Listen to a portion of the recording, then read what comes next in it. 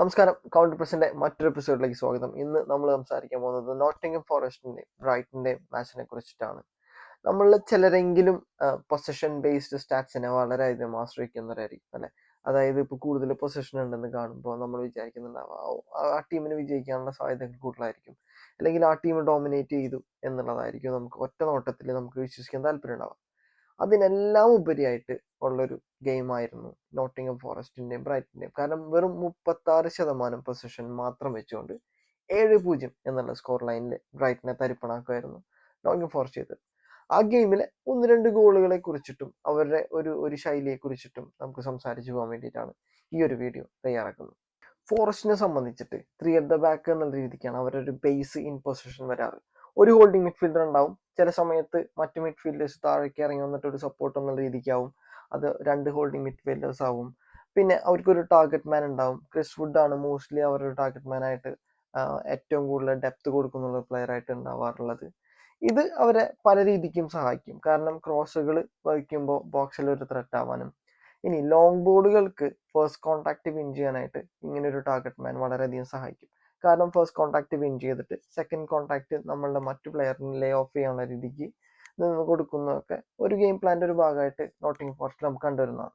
നമ്മൾ വിചാരിക്കുന്ന പോലെ ഒരു ഡിഫെൻസീവ് ആയിട്ടുള്ള ഒരു അപ്രോച്ച് മാത്രമല്ല നോട്ടിംഗ് ഫോറസ്റ്റിന്റെ. വൃത്തിയായിട്ട് നല്ല രീതിക്ക് ഡിഫെൻഡ് ചെയ്യുന്നുണ്ടെങ്കിലും നല്ല പേസ് ഉള്ള പ്ലേയേഴ്സ് അവർക്കുണ്ട്.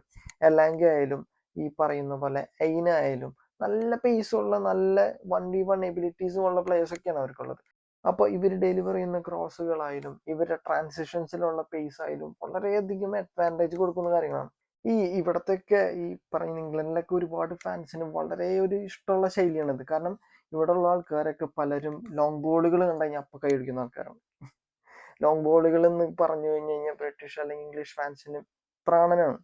അപ്പൊ ആ രീതിക്കും ഫാൻസിനെ സന്തോഷിപ്പിക്കുന്ന ഒരു ടീമായിട്ട് നമുക്ക് നോട്ടിംഗ് ഫോറസ്റ്റിനെ കണക്കാക്കാം.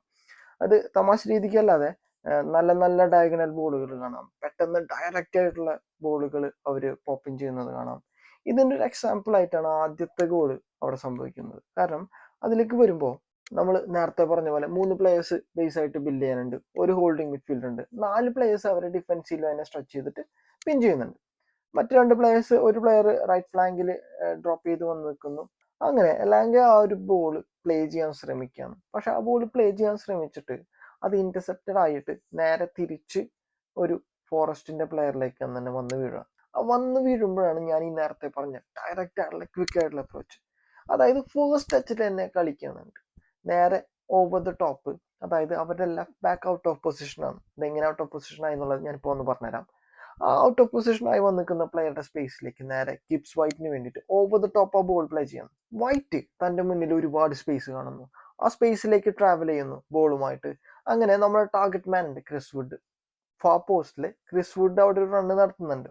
അദ്ദേഹത്തിന് ഐ ചെയ്തിട്ട് നേരെ ആ ബോൾ ക്രോസ് ചെയ്യാണ്. പക്ഷെ ഫോറസ്റ്റിന്റെ ഭാഗ്യം എന്നുള്ള രീതിക്ക്, അല്ലെങ്കിൽ ബ്രൈറ്റന്റെ നിർഭാഗ്യം എന്നുള്ള രീതിക്ക് അതൊരു ഓൺ ഗോൾ ആയി തീരുന്നു.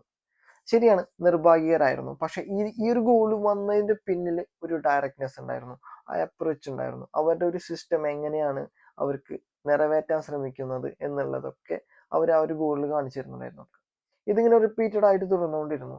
കളിയിൽ 7 ഗോളുകൾ ഉണ്ടായിരുന്നെങ്കിലും ഈ പറയുന്ന ഒരുപാട് അവസരങ്ങളിൽ ഇവരുടെ ഈ ഡയറക്റ്റ് അപ്രോച്ച് അവർക്ക് ഗുണാവുകയും ചെയ്തു. കാരണം നമുക്ക് പേസ് ഉള്ള പ്ലേയേഴ്സ് ഉണ്ടാകുമ്പോൾ നമുക്ക് ട്രാൻസിഷൻസിൽ അത്ര ക്വിക്കായിട്ട് ഓപ്പോസിറ്റ് ടീമിനെ അടിക്കാൻ പറ്റും. ബ്രൈറ്റിനെ സംബന്ധിച്ച് പൊസിഷൻ കീപ്പ് ചെയ്ത് പതുക്കെ ബിൽഡ് ചെയ്തിട്ട് ഒപ്പോസിഷന്റെ ഹാഫിലേക്ക് അല്ലെങ്കിൽ അറ്റാക്കിംഗ് തേർഡിലേക്ക് എത്തിപ്പെടാൻ ആഗ്രഹിക്കുന്ന ടീമാണ്. അങ്ങനെ അവിടെ എത്തി സെറ്റിലായി നിന്ന് ഓവർലോഡുകളും കാര്യങ്ങളൊക്കെ സ്ഥിരീകരിച്ചിട്ട് ഒപ്പോണൻസിനെ അറ്റാക്കാൻ ശ്രമിക്കുന്ന ഒരു ടീമാണ്. അങ്ങനെ ഒരു ടീമിനെ ഡിസ്പൊസസ് ചെയ്തുകൊണ്ട് പെട്ടെന്ന് തന്നെ അടിക്കാം. അതായത് ക്വിക്ക് ആയിട്ടുള്ള കൗണ്ടേഴ്സ് കൊണ്ട് നമ്മളുടെ ഒപ്പോസിഷനെ അടിച്ച് തിരിക്കുക എന്നുള്ള രീതിക്കാണ് ഫോറസ്റ്റ് ആ ഗെയിമിനെ കണ്ടിരുന്നത്. അത് സക്സസ്ഫുൾ ആവുകയും ചെയ്തു. കാരണം 36% പൊസിഷൻ വച്ച് മാത്രമേ ഉള്ളൂ തന്നെ അവർക്ക് 7 ഗോൾ അടിക്കണം എന്നുണ്ടെങ്കിൽ. അത് നമുക്ക് അതിന്റെ ഐഡിയോളജി നമുക്ക് മനസ്സിലാക്കാവുന്നതാണ്.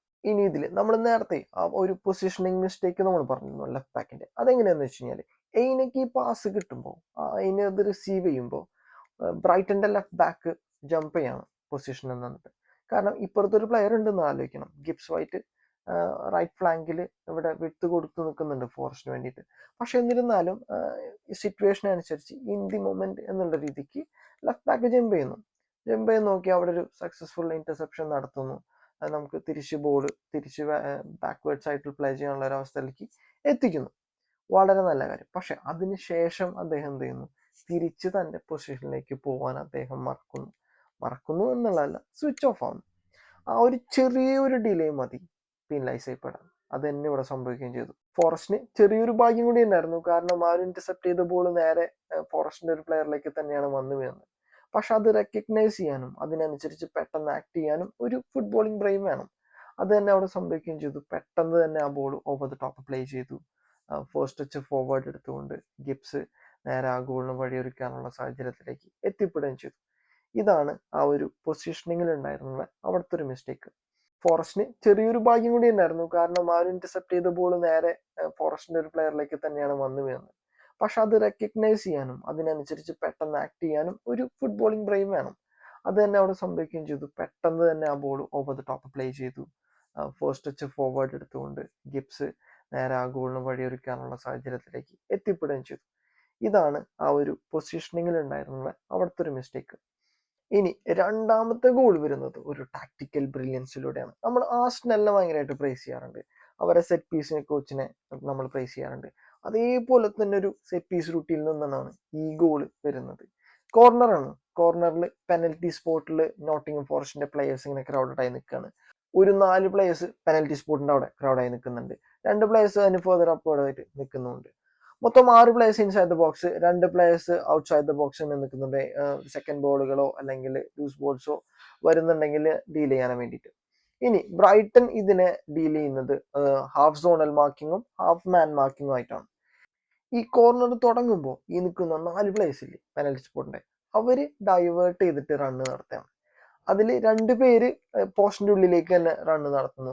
പക്ഷെ ബാക്കി 2 പേര് ഒരുമിച്ച് ഒരേ വേവ് ലെങ്ത്തിൽ ഒരു റണ്ണ് നടത്താണ് നിയർ പോസ്റ്റ് ടാർഗറ്റ് ചെയ്തിട്ട്. കാരണം നിയർ പോസ്റ്റിന് സോണലായിട്ട് ഒരു പ്ലെയർ അവിടെ മാർക്ക് ചെയ്യുന്നുണ്ട്. ആ പ്ലെയറിനെ ടാർഗറ്റ് ചെയ്തുകൊണ്ട് അവിടേക്ക് 2 പേര് ഒരേ വേവ് ലെങ്ത്തിൽ റണ്ണ് നടത്താണ്. അങ്ങനെ നടത്തി അതിനനുസരിച്ചുള്ള ബോൾ ഇങ്ങനെ പ്ലേറ്റിൽ ഇങ്ങനെ ഡെലിവർ ചെയ്ത് കൊടുക്കണം ഹെഡ് ചെയ്യാൻ വേണ്ടിയിട്ട്.